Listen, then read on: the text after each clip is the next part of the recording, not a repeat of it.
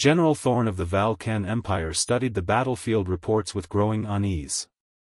His forces had engaged human, regular military, for 3 months, and the casualties were catastrophic.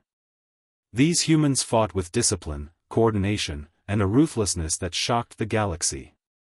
But now, intercepted communications mentioned something else: special forces. What does that mean? Thorn demanded of his intelligence officer. How can they have forces more special than what we've already faced? The officer's mandibles clicked nervously. Sir, we've analyzed their military structure. Their regular forces, the ones decimating our battalions, are their standard soldiers. These special forces appear to be elite. Elite? Thorn's laugh was bitter. Their regulars destroyed the Crimson Legion in 6 hours. What could be more dangerous than that? He would soon find out. The Valkan forward base on Epsilon 7 was considered impregnable. 40,000 troops, shield generators, automated defense systems, air support. Intelligence confirmed no human forces within 3 light years. At 0300 hours, the base commander received a single transmission: "You have 30 minutes to surrender." He laughed and deleted it. 28 minutes later, the explosions began. Command centers erupted in flames. Communications arrays went dead. Ammunition depots detonated in sequence. The shield generator collapsed. And through it all, no one saw the attackers. By the time Thorn received the distress call, it was over. 40,000 Valkan soldiers, dead, wounded, or captured. The base, completely neutralized. The assault force? 12 humans. Impossible. Thorn roared. 12 soldiers cannot defeat 40,000. The footage told a different story. Humans moving through darkness like ghosts. Emerging from impossible positions. Striking with precision that seemed supernatural. They didn't fight like soldiers, they hunted like demons. One clip showed a human, face painted, weapons bristling, taking out an entire platoon before vanishing into shadows. Another showed synchronized strikes on 6 targets simultaneously, miles apart, executed within a 2-second window.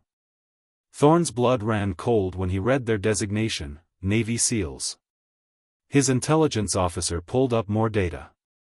Sir, humans have multiple Special Forces classifications: SEALs, SAS, Spetsnaz, Delta Force, Rangers, Green Berets, Commandos.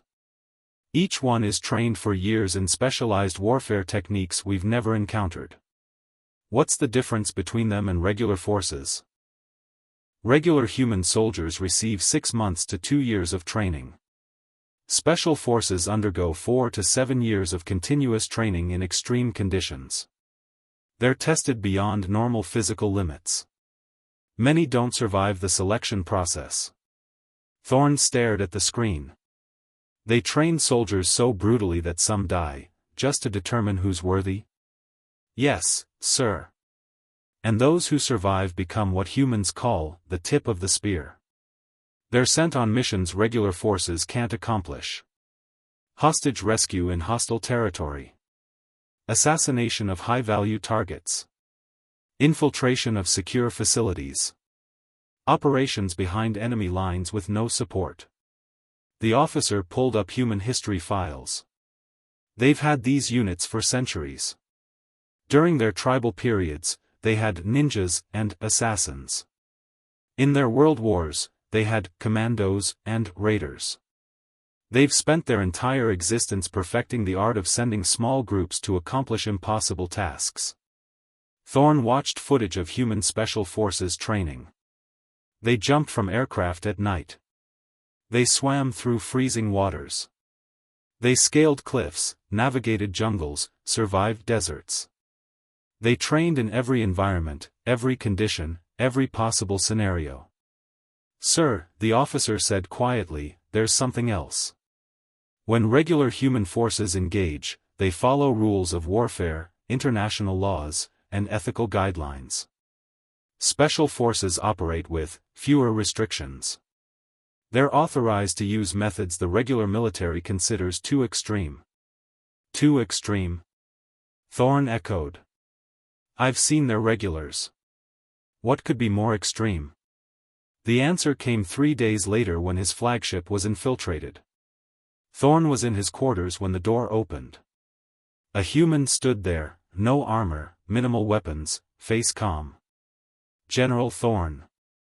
Lieutenant Commander Hayes, SEAL Team 7. You're coming with us. Us? Thorne reached for his weapon. There's only one of you. Hayes smiled. No, there isn't. 5 more humans appeared from positions Thorne hadn't known existed on his own ship.